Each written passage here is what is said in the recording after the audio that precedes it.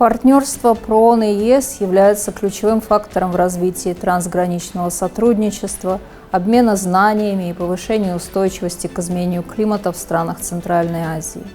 При поддержке Европейского Союза мы оказываем содействие национальным партнерам в управлении климатическими рисками и создании систем раннего предупреждения на местном уровне.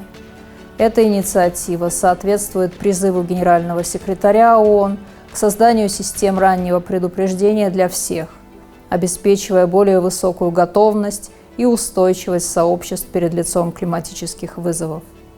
ПРООН поддерживает правительство Кыргызстана в достижении устойчивого развития, в том числе через снижение риска бедствий и разработку действенных мер по адаптации к изменению климата.